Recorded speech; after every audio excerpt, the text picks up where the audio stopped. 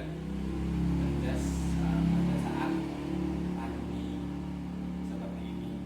Jadi saya akan memberikan beberapa pertanyaan kepada Bapak. Yang pertama, sebagai guru PJOK, apa yang Bapak rasakan saat mengajar dengan cara online saat ini? Yang dirasakan pertama merasa kesulitan. Yang jelas karena kita tidak tetap muka dan harus online, sedangkan kita bekerja di sekolah, anak bekerja di rumah, jelas tidak ada komunikasi langsung. Itu jelas karena artinya satu kesulitan berkomunikasi. Kemudian kesulitan memantau bahwa anak itu betul-betul mengerjakan apa yang materi kita berikan atau tugas yang kita berikan atau tidak, karena memantau langsung tidak mungkin. Yang kedua, yang selanjutnya, saat kita memberi pembelajaran, kesulitannya sudah kita kasih jenjang waktu, jam sekian sampai jam sekian harus selesai, tetapi anak kadang tidak bisa menyelesaikan sesuai waktu karena mungkin di rumah tidak ada orang tua yang mendampingi. Jadi anak sesempat mungkin semaunya untuk melaksanakan pembelajaran di rumah. Itu kesulitan kita, sulit memantau. Yang kedua, tidak bisa bertatap muka langsung sehingga tidak ada komunikasi. Anak seenaknya, anak tidak ada yang memantau di rumah, dan anak mengerjakan tidak sesuai dengan waktu. Itu kesulitan kita.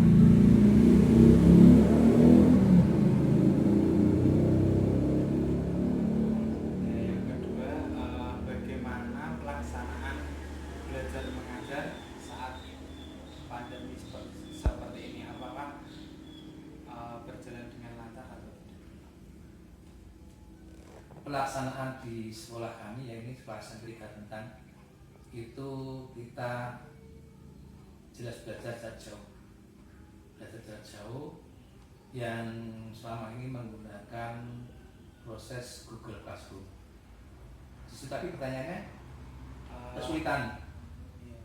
Pelaksanaan lancar atau tidak? Ya, jelas tidak lancar. Karena apa? Kita menggunakan BDR ya, belajar di rumah itu ada yang online dan ada yang tidak online. Maksudnya ada yang menggunakan jaringan, ada yang tidak menggunakan jaringan. Nah ini yang pertama, yang menggunakan jaringan, daring istilahnya, daring luring. Ini berarti ini yang tanya kan online-nya ya. Online itu berarti kan daring menggunakan jaringan. Ini kesulitannya jelas tidak lancar karena ada kesulitan. Satu, anak tidak memiliki HP, ada yang tidak memiliki HP. Yang kedua, anak memiliki HP tetapi tidak bisa membeli kuota.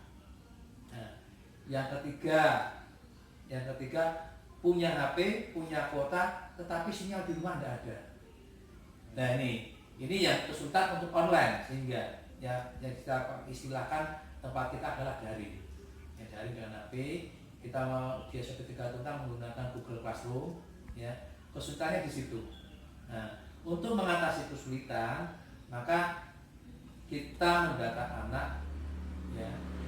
mendatangkan anak atau orang tua ke sekolahan, mana siswa yang bisa menggunakan daring, mana yang tidak. Yang tidak itu nanti masuknya ke luring.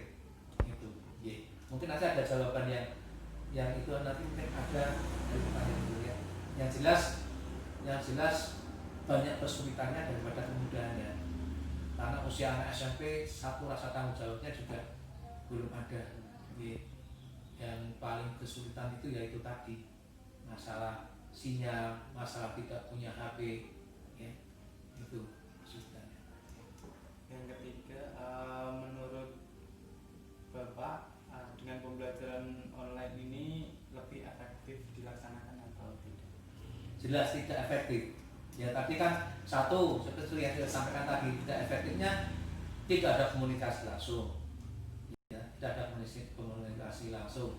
Kemudian pemberian materi anak belajar, anak melaksanakan tugas tidak sesuai jadwal. Nah, kan sehingga kan tidak lancar, tidak sesuai jadwal yang kita jadwalkan, ya. Sehingga tidak atau sangat tidak efektif. Yang jelas apalagi PSIKK itu kan pembelajarannya kan praktek. Kadang kita memberikan materi, anak tidak sesuai pelaksanaannya tidak sesuai yang kita instruksikan, kan jelas itu tidak efektif. Ya. Jelas tidak efektif karena itu tadi, ya, kurangnya adanya tatap muka. Kedua, ada instruksi yang kita instruksikan diterima anak lain, dengan yang kita instruksikan, ya. Yang kita ajarkan di situ materi kita berikan, ada anak melaksanakan tidak sesuai apa yang kita sampaikan, sehingga tidak efektif. Kalau tatap muka kan efektif, anak melakukan kesalahan langsung kita betulkan. Kalau di sini kan anak kita beri materi, anak melaksanakan di rumah, misalkan materi kaya, harusnya prosesnya dari A sampai melalui B dulu, C dulu. Kadang anak dari A langsung Z, kan gitu. Nah, tidak sesuai instruksi kita. Tapi kalau tatap muka jelas, ya. Jadi tetap nggak efektif itu. Dari materi yang diberikan, jam pembelajarannya itu tidak target jam atau target jam yang kita targetkan itu kadang tidak terpenuhi. Jadi tidak begitu efektif. Selanjutnya, menurut Bapak, kendala apa yang ditemui saat pandemi seperti ini? Kendalanya? Iya. Kembali lagi ya. Kendalanya yang jelas tadi mas, kendalanya satu, fasilitas atau mungkin materi yang kita berikan tidak sesuai kurikulum yang ada, ya, itu jelas. Kemudian waktu yang harus diselesaikan dalam jam pembelajaran tidak sesuai dengan materi yang akan diberikan. Maksudnya gini, di dalam kurikulum waktu harus sekian pertemuan untuk menyelesaikan materi atau materi A misalkan, ya, harus selesai setiap pembelajaran. Tapi setelah kita berikan pada pembelajaran karena ini pandemi online, pakai online, semua apa yang jelas apa yang akan kita berikan itu tidak akan terpenuhi. Mulai tadi dari pembelajarannya, materinya, dari waktunya, ya, itu kesulitan yang kita alami segitu. Yang kelima, pada saat pandemi seperti ini, apa Bapak membuat RPP yang baru untuk melakukan pembelajaran secara online? Iya, jelas itu mas, ya. Untuk pembuatan RPP kita sesuaikan karena tadi kita sampaikan bahwa kita pembelajaran secara online ini atau di pandemi ini ada yang online dan tidak online, atau istilah kita daring dan luring. Maka dari silabus yang ada kita ubah, maksudnya waktu normal kita pembelajaran kita ubah sesuaikan dengan situasi yang pandemi, ya.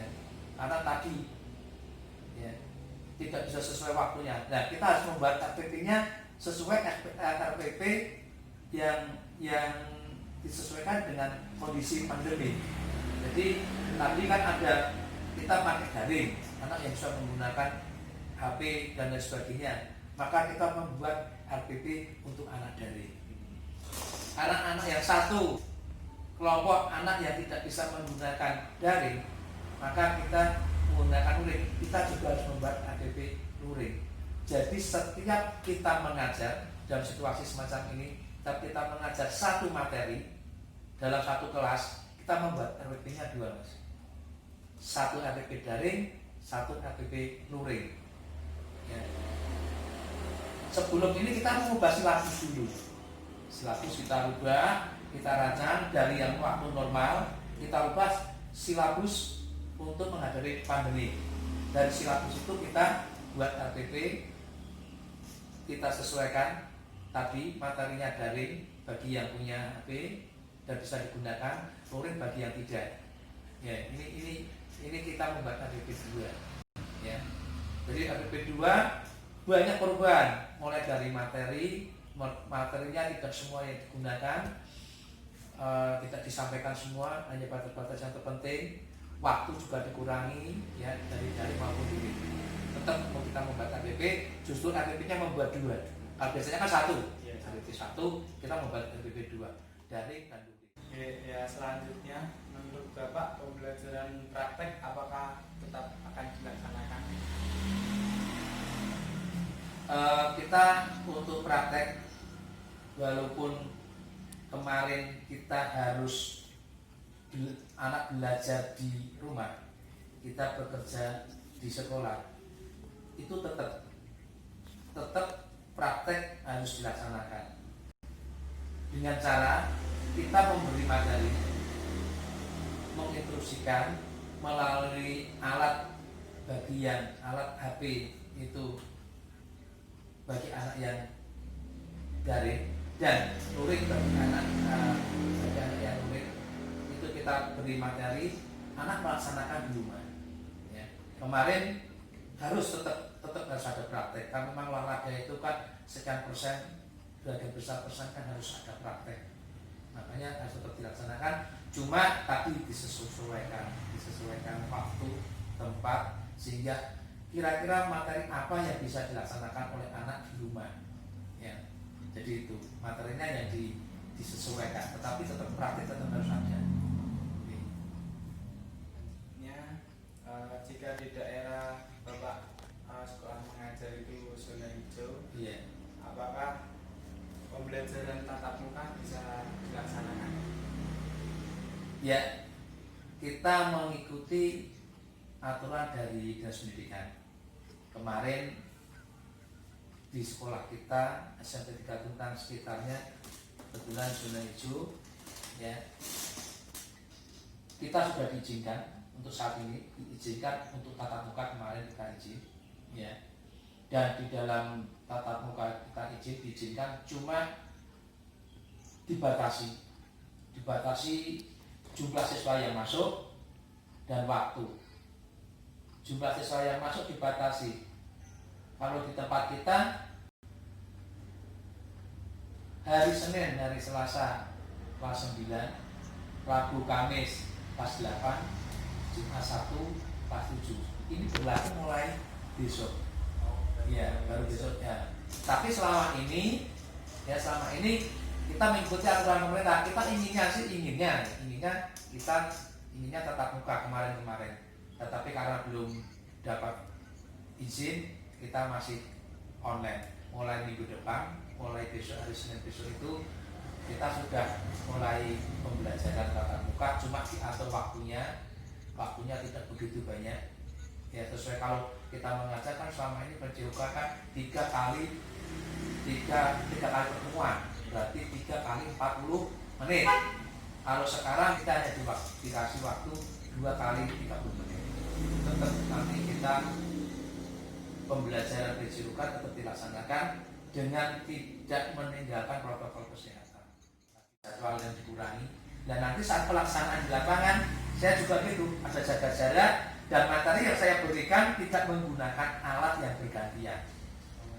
Ya, alat yang bergantian, misalkan bola harus pegang si A, nanti dipegang si B, tidak boleh. Ya, saya juga menjaga bagaimana anak itu sesuai dengan protokol kesehatan. Dengan instruksi dari kepala sekolah kita izin, kita diperbolehkan, maka kita selaku guru olahraga diberi waktu untuk pembelajaran, siap untuk praktek, tapi juga tidak melupakan protokol kesehatan. Protokol kesehatan. Yang nomor 9, bagaimana cara Bapak memberi nilai atau melakukan evaluasi terhadap siswa? Awal-awal pandemi kemarin kita kan memberikan tugas. Nah, hasil tugas itu kan dikirim bagi yang siswa menggunakan Google Classroom, hasil itu dikirim. Dan saat pengiriman sebenarnya ada batas waktu. Nah, tentang penilaian kami tidak membedakan jelas yang kita nilai itu hasilnya ya Mas ya. Kita nilai hasilnya sendiri. Hasilnya bagaimana itu kita nilai sesuai instruksi dengan kita enggak, dengan istilahnya dengan apa yang kita inginkan atau tidak. Tetapi kita tidak akan membedakan walaupun itu batas waktu pembelajaran jam sekian sampai jam sekian. Tapi kadang anak kan ada yang baru harusnya jam 9 pagi dikirim, ngirim 9 malam. Nah, ini kita tidak membedakan anak yang terkirim sesuai jadwal dan tidak sesuai jadwal. Secara penilaian saya, ya. Karena apa? Pertimbangan saya, kadang bisa aja anak ini yang terlambat itu sebetulnya sudah mengerjakan, tetapi saat mau dikirim ada gangguan sinyal. Itu yang pertama. Yang kedua, tadi ya istilahnya ada anak yang mengirim tugas tepat waktu, tetapi hasilnya tidak sesuai yang kita inginkan. Jadi yang kita nilai satu hasil, bukan batas waktu. Walaupun sebetulnya tidak kita sampaikan kepada siswa, tidak proses. Selama ini kita kan proses, kan kita melihat dari proses kemudian terakhir hasil. Tapi ini karena pandemi dan kita tidak bisa mengawasi melihat secara langsung, maka saya menilainya adalah hasil. Ya, hasil pertama. Yang kedua, ya, setelah ada pelaksanaan semacam ini, ya, misalkan penilaiannya tapi satu hasil. Yang kedua, kita juga mencoba membuat atau menilai melalui proses, yaitu dengan kita membuat form tersendiri. Form tersendiri di situ isinya adalah proses. Ya, proses misalkan kita mengajar senam lantai, materi kayang, misalkan. Ya. Lah anak situ saya kasih form. Apa yang kamu lakukan saat melakukan pembelajaran sendiri di rumah materi kayang? Ya. Entah anak itu menulis tok atau melaksanakan, paling tidak anak kan tahu prosesnya. Langkah-langkah itu mereka kalau yang anak betul-betul lakukan, saya sebelum olahraga Pak, saya berdoa dulu. Itu kita tidak bisa melihat dari proses itu dari tulisan itu, dari tulisan anak. Tapi kita anggap dia itu melaksanakan. Kalau dia tidak melaksanakan tidak usah nulis. Pak, habis berdoa pemanasan, setelah jenggot dan sebagainya. Anak yang betul-betul melaksanakan dia tahu ditulis di situ. Kalau anak yang enggak langsung pelaksanaan. Nah, ini saya menilai prosesnya begitu. Satu, kita nilai hasil apapun, karena kita tidak bisa melihat proses secara langsung. Kalau saya ingin tahu anak melakukan proses, saya hanya menggunakan form saja, membuat form, ya diisi data yang diisi anak sesuai dengan yang saya instruksikan. Anak kalau yang melakukan mesti menulis. Dan anak saya suruh kirim foto saat berdoa, ya silakan ada fotonya berdoa. Itu prosesnya. Saat pemanasan dia harus ada foto, salah satu foto pemanasan dan sekitarnya dan seterusnya sampai pelaksanaan inti sampai penenangan. Itu dia proses. Dan seandainya kedua langkah ini tidak bisa dilaksanakan dengan tadi dari anak, kita nilai pakai luring tadi, Pak, penilaian untuk yang luring itu anak mengambil materi ke sekolah seminggu sekali, mengambil materinya juga sama dengan yang tadi online. Nah, mereka akan mengumpulkan kembali.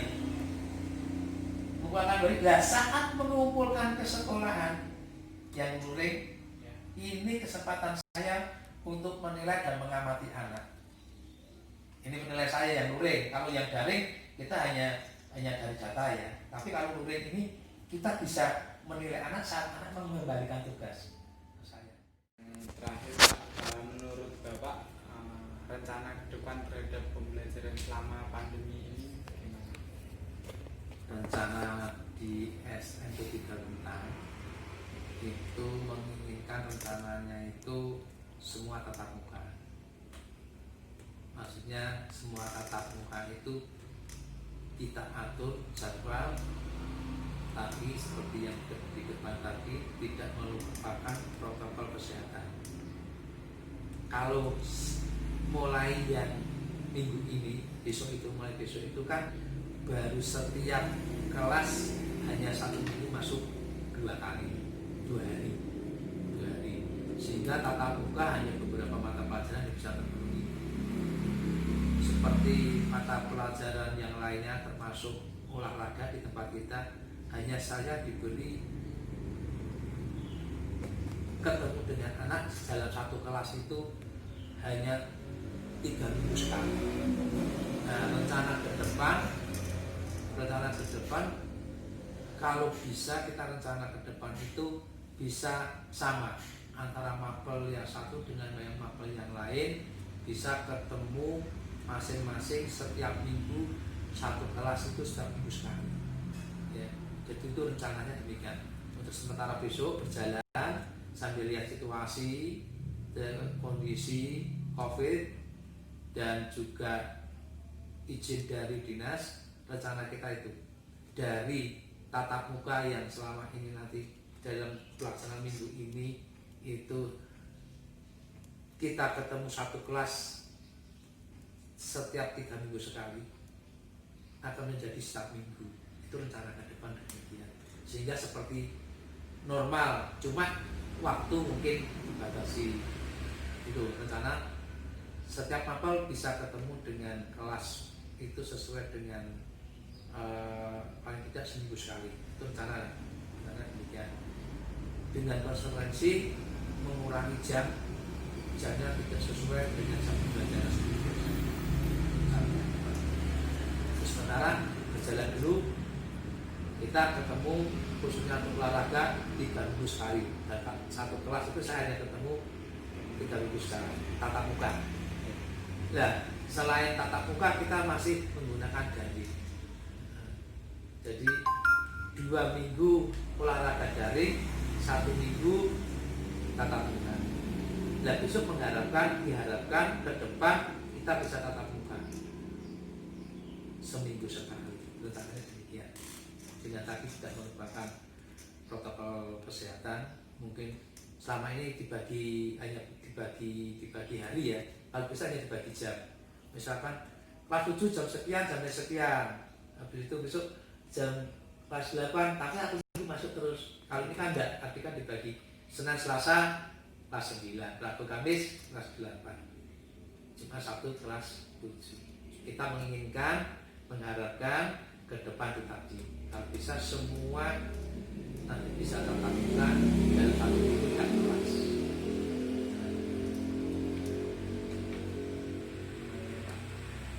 Terima kasih atas jawabannya.